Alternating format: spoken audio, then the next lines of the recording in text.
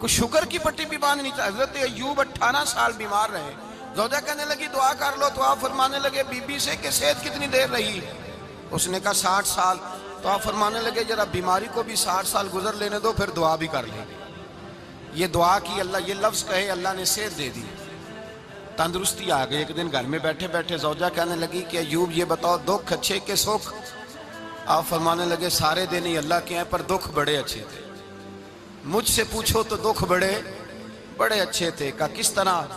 تو حضرت ایوب فرمانے لگے جب میں بیمار تھا تو 24 گھنٹے میں ایک دفعہ میرا رب میرا حال پوچھا کرتا تھا. ایک دفعہ میرا اللہ پوچھتا تھا ایوب تیرا حال کیا ہے؟ فرماتے ہیں 12 گھنٹے تو لذت ہی رہتی تھی کہ میرے رب نے میرا حال پوچھ لیا ہے، اور اگلے 12 گھنٹے میں انتظار کرتا تھا مالک حال دوبارہ کب پوچھے گا. فرمانے لگے اب صحت تو ہو گئی ہے پر اب میرا رب میرا حال تو نہیں نہ پوچھتا. بھائی مشکلات جو ہوتی ہیں وہ تو تجھے سجا دیتی ہیں، سوار دیتی ہیں. تجھے یاد آتا ہے کوئی اپنا، جب تجھے درد ہوتی ہے نا، تکلیف ہوتی ہے، پھر تیرا دل کرتا ہے کوئی کندھا ملے جہاں میں سر رکھ کے رہوں.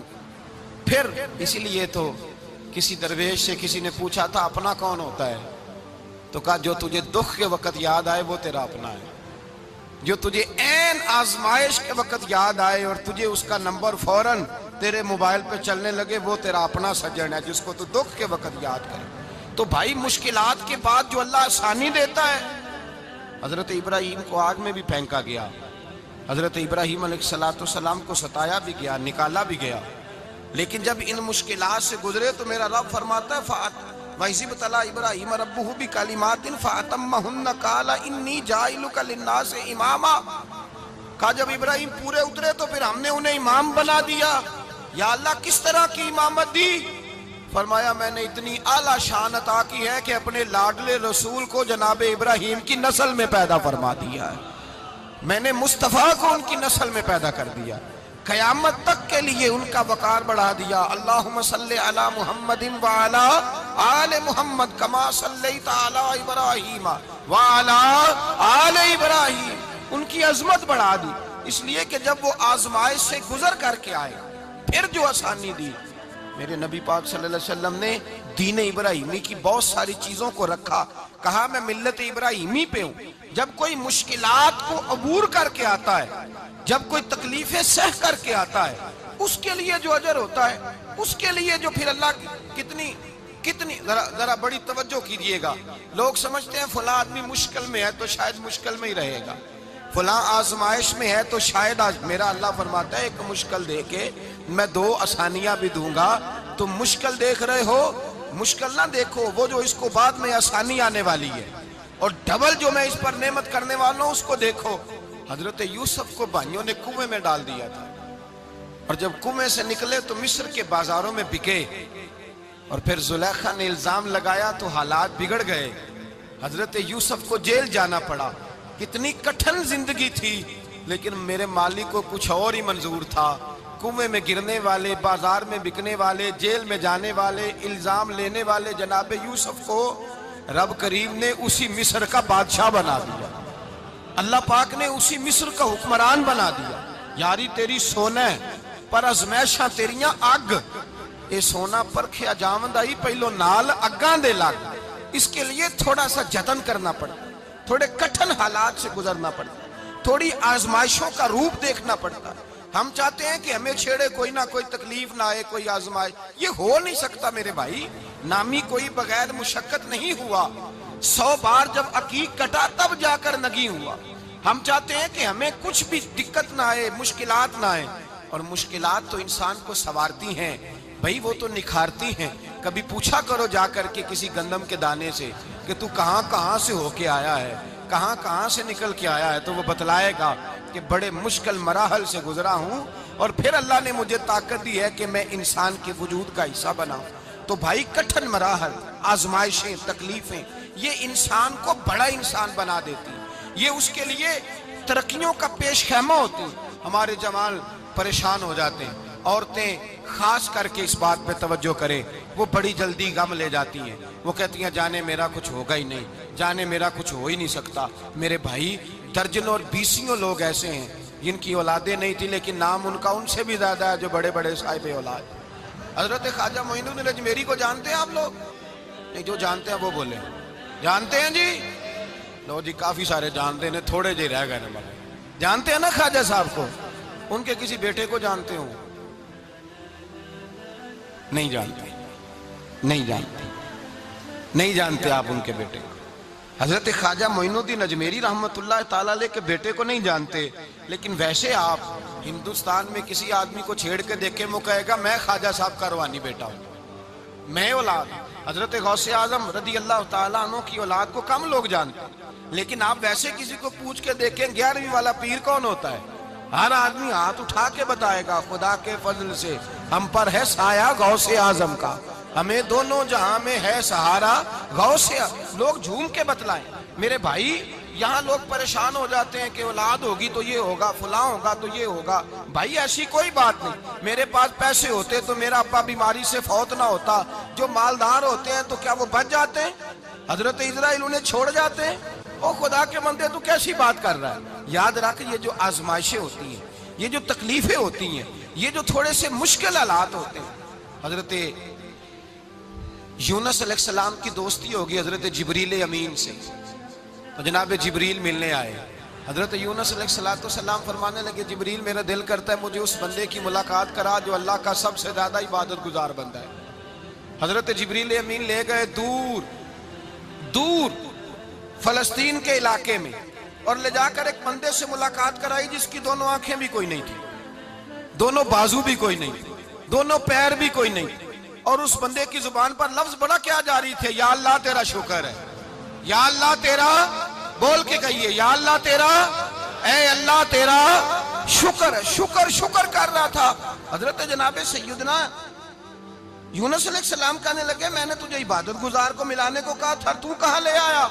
تو حضرت جبریل کہنے لگے یا یونس، یہ ہر چیز جانے کے باوجود اپنے رب کی رضا پہ راضی ہے۔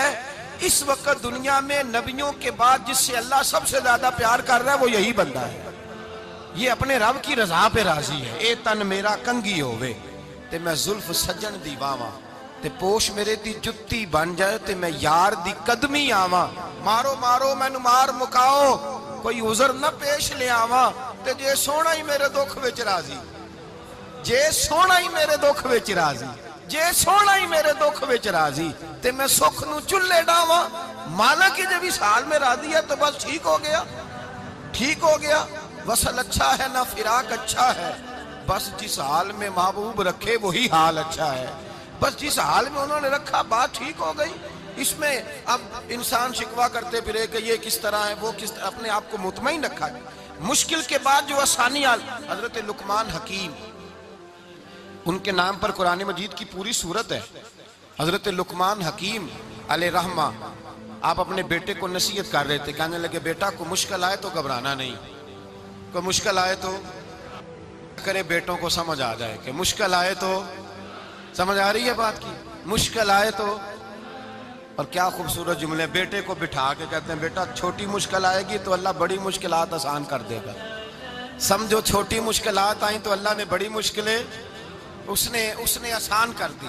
اور آپ کو بتاؤں اصل انسان ہوتا ہی وہ ہے جو مشکلوں میں جینے کا ڈھب سیکھ جاتا ہے، وہ بن جاتا ہے جو کرب کے حالات میں جینے کا سلیقہ سیکھ جائے۔ اپنے بچوں کو یہ سمجھانا، حضرت لقمان بیٹے مشکل آئے تو گھبرانا نہیں، بڑی کو ٹال دیتی ہے، وہ نیکی کا اور آسانی کا پیش خیمہ ہوتی ہے۔ اللہ اس کے بعد آسانی سمجھا رہے ہیں۔ کچھ دنوں کے بعد کہنے لگے آؤ فلاں اللہ کے نبی کی ملاقات کو چلیں، فلاں نبی علیہ السلام سے ملنے چلتے ہیں۔ اس زمانے میں جو نبی تھے ان سے ملنے چلے گئے۔ بیٹے کو بات یاد تھی، گھوڑے پہ بیٹھے، امام ابن جوزی نے اس کو لکھا ہے، گھوڑے پہ بیٹھے تھے دونوں کے پاس گھوڑے تھے۔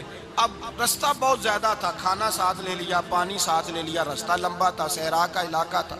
جب جانے لگے تو اتنی سخت گرمی ہوئی کہ گھوڑے بھی بے ہوش ہونے لگے، اچانک ایسی گرم لو چلی کہ گھوڑے بھی۔ اب دونوں باپ بیٹا جو تھے وہ بڑی جوش میں تھے کہ جانا ہی جانا ہے، گھوڑے سے اتر کر کے پیدل چلنے لگے۔ اب پیدل چلتے چلتے ذرا آگے گئے تو اب گرمی میں جتنا بندہ پیدل چلتا ہے اتنا پیاس بھی زیادہ لگتی ہے، تو پانی پیتے رہے، کھانا کھاتے رہے، کھانا پانی بھی ختم ہو گیا۔ تھوڑا آگے چلے نا، اس قدر تکلیف بڑھی کہ حضرت جناب لقمان کے بیٹے کے پیر کے اندر ایک ہڈی پیوست ہو گئی، اتنی بڑی ہڈی تھی وہ اندر ہی چلی گئی پیر، خون کے فوارے گرنے لگے، بیٹا بے ہوش ہو گیا۔ حضرت لقمان اس کے سرانے بیٹھے تو بیٹا تھا نا، آنکھوں میں آنسو آ گئے۔ بیٹے نے آنکھ کھولی تو کہنے لگا ابا جی آپ تو صبر کرنے والے ہیں، آپ رو رہے ہیں۔ فرمایا بیٹے میں کیا کروں، میرے سینے میں جو دل ہے وہ ایک باپ کا دل ہے، تو باپ جو ہوا تیرا، تیری دکھ پر رونا آیا۔ بڑی مشکل سے دانت کے ساتھ ہڈی نکالی، ہڈی نکلی تو خون بھی چلا۔ صاحب زیادہ کہنے لگا حضور آپ نے تو کہا تھا ہر مشکل کے بعد آسانی ہوتی ہے، اور چھوٹی مشکل دے کے اللہ بڑی سے بچا لیتا ہے، تو ہم تو اچھے کام چلے تھے، مشکل پہ مشکل، مشکل پہ مشکل، یہ کیا ہے؟ حضرت لقمان کہنے لگے بیٹا نہ تو رب کی حکمتوں کو جانتا ہے، نہ پوری طرح میں جانتا ہوں، لیکن جو میں نے کہا تھا وہ بات سچی ہے۔ فَإِنَّ مَعَ الْعُسْرِ يُسْرًا إِنَّ مَعَ الْعُسْرِ يُسْرًا، اللہ ہر مشکل کے بعد آسانی عطا فرمائے گا، اور فرمایا میرا ایمان ہے کہ ضرور عطا فرمائے گا۔ یہ بات کہہ رہے تھے کہ سامنے سے دھواں اٹھا، اتنا سخت دھواں اٹھا کہ آپ نے سوچا شاید وہاں بادیا وہاں جاتے ہیں۔ وہاں چلنے لگے تو پیچھے سے کسی نے آواز دی ٹھہر جاؤ، رکو، وہیں رک گئے۔ تھوڑی دیر گزری تو کہا رک جاؤ، جب رکے تو ایک بولنے والا بولا، کہنے لگا تمہارے لیے تھوڑی دیر کے بعد جانوروں کا بندوبست کر دیا جائے گا، کھانے کا بھی بندوبست ہو جائے گا، بچے کا پیر بھی صحیح ہو جائے گا، چلے جانا، لیکن ذرا ٹھہرو۔ حضرت لقمان کہنے لگے بولنے والے تو کون ہے؟ تو کہنے لگے میں اللہ کا فرشتہ ہوں، میں اللہ کا فرشتہ ہوں۔ کہا اللہ کے فرشتے اور یہ سارا کچھ کیا ہے؟ تو فرشتہ کہنے لگا اصل بات یہ ہے کہ سامنے بستی پر مجھے عذاب نازل کرنے کا حکم ملا تھا، آپ بڑی تیزی سے آ رہے تھے، میں نے رب سے دعا کی کہ اللہ اس باپ بیٹے کی غلطی کوئی نہیں، مہربانی فرما۔ رب نے پہلے آپ کو صحرا میں الجھایا، پھر میری دعا کی برکت سے آپ کے گھوڑے ٹھہر گئے، پھر میری دعا کی برکت سے آپ کا پانی ختم ہوا، پھر میری دعا کی برکت سے آپ کے بیٹے کو زخم آیا، پھر میری دعا کی برکت سے سامنے سے دھواں اٹھا۔ فرمایا یہ جو تمہیں مشکل پہ مشکل آ رہی تھی، یہ تو میرا رب تمہیں عذاب سے بچانا چاہ رہا تھا، یہ جو تمہیں مشکل پر مشکل آ رہی تھی تو میرا مالک تمہیں عذاب سے بچا رہا تھا، تم سمجھ نہیں رہے تھے۔ حضرت لقمان نے بیٹے کی طرف دیکھا تو بیٹے کہنے لگے ابا جی بات بالکل سچی ہے، افضل الذکر لا الہ الا لا الہ الا، اور پھر پڑھنے لگے حسبنا اللہ و نعم الوکیل نعم المولا و نعم النصیر۔ یہ ورد ہونے لگے۔ بھائی جب تجھے مشکل آتی ہے، آزمائش آتی ہے، تو اس وقت سمجھتا ہے پتہ نہیں میرے ساتھ کیا بننے لگا ہے۔ اللہ تبارک و تعالیٰ چھوٹی مشکل دے کے تجھے بڑی سے محفوظ رکھتا ہے، چھوٹی بیماری دے کے تجھے بڑی سے محفوظ رکھتا ہے۔ بلکہ میں ایک دفعہ ایک تکلیف میں، ایک آزمائش میں مبتلا ہو گیا، تو میں نے اپنے حضرت سے کہا کہ حضور سارے دکھ کٹھے ہی آ گئے، کیا کیا جائے؟ تو آپ فرمانے لگے بڑے خوش نصیب ہو، جوانی میں اللہ نے دکھ دے دیے، بڑھاپے میں آئے تو برداشت نہیں ہوتے، یہ تو بڑے وقت پہ آ گئے، شکر ادا کرنا چاہیے، اس زمانے میں برداشت نہیں ہوتے، اب آسانی ہے، ان کو برداشت کرو، ہمت کرو۔ میرے بھائی یاد رکھیں آزمائشیں، تکلیفیں آپ کو بڑا کرنے کے لیے آتی ہیں۔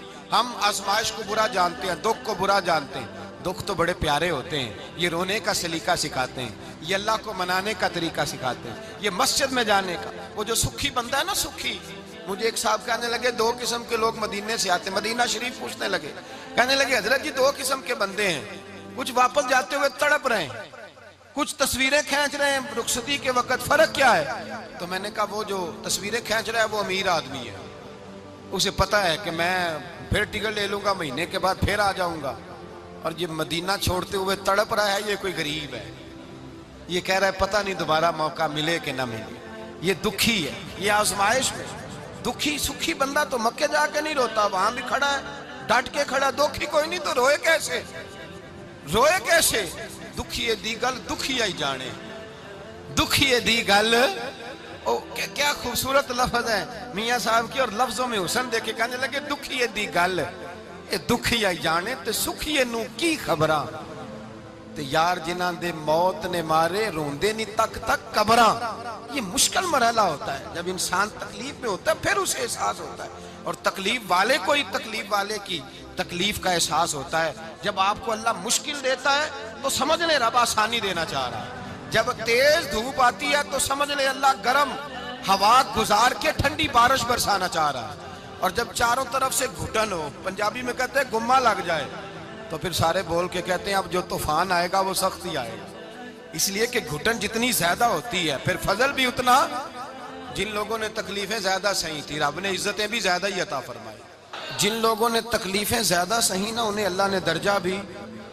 حضرت بلال حبشی نے بڑی تکلیف سہی، مارا کرتا تھا امیہ، بڑا مارتے تھے، اتنا مارتے تھے کہ موٹے، آپ نے کبھی دیکھے ہیں دیہاتوں میں موٹے موٹے پائے ہوتے تھے چار پائیوں کے، موٹے موٹے پان کی چار پائیاں اور بڑی چار پائیاں کافر بچھا کے بیٹھ جاتے اور حضرت بلال حبشی کے پیر ان کے نیچے رکھ دیتے، ہاتھ ان کے نیچے رکھ دیتے، آگ لوہا گرم کر کے اس کے اوپر ننگے بدن لٹا دیتے۔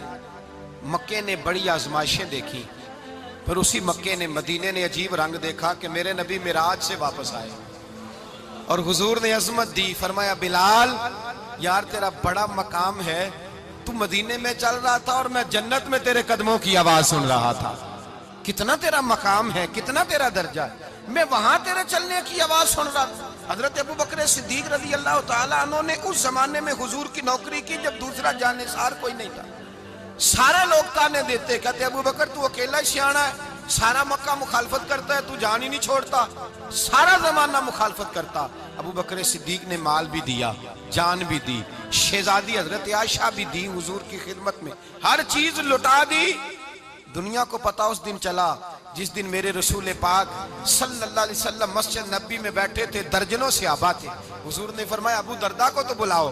جناب ابو دردہ حاضر ہوئے تو کہتے ہیں حضور کا چہرہ دیکھا تو ناراضگی ہے چہرے پہ، میں نے دیکھتے ہی کہا حضور آپ مجھ سے ناراض ہیں؟ حضور نے فرمایا ہاں میں ناراض ہوں۔ جب یہ لفظ کہے تو میں کانپنے لگا، حضور ناراض ہو گئے؟ میں نے کہا یا رسول اللہ میری غلطی۔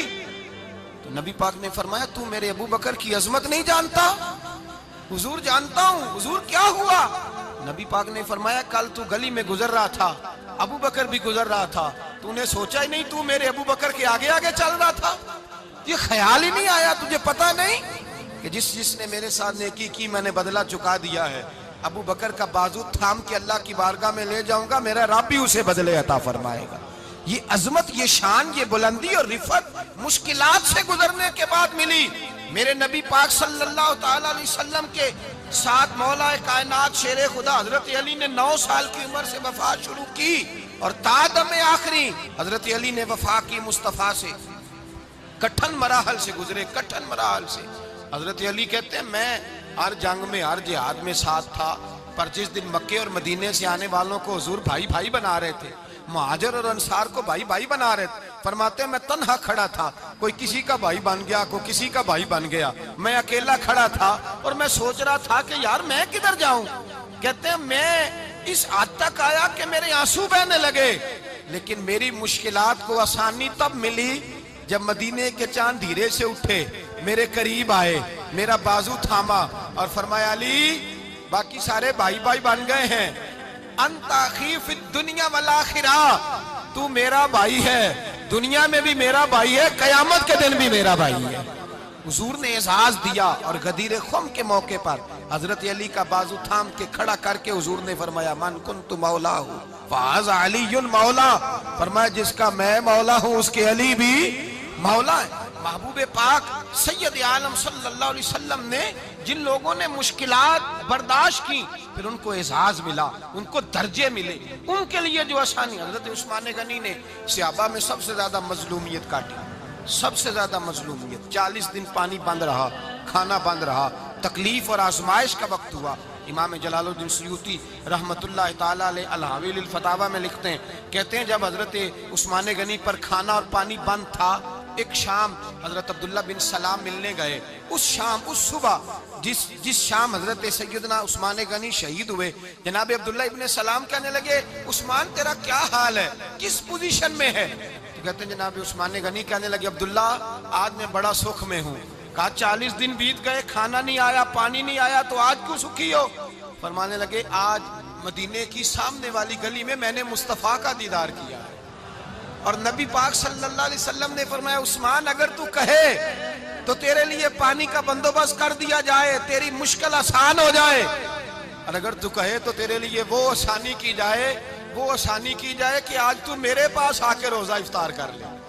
تو حضرت عثمان غنی کہنے لگے میں نے مصطفیٰ سے عرض کیا حضور مجھے یہاں کا سوکھ نہیں چاہیے، مجھے وہ آسانی چاہیے جو آپ کے پاس افطار سے ملے گی۔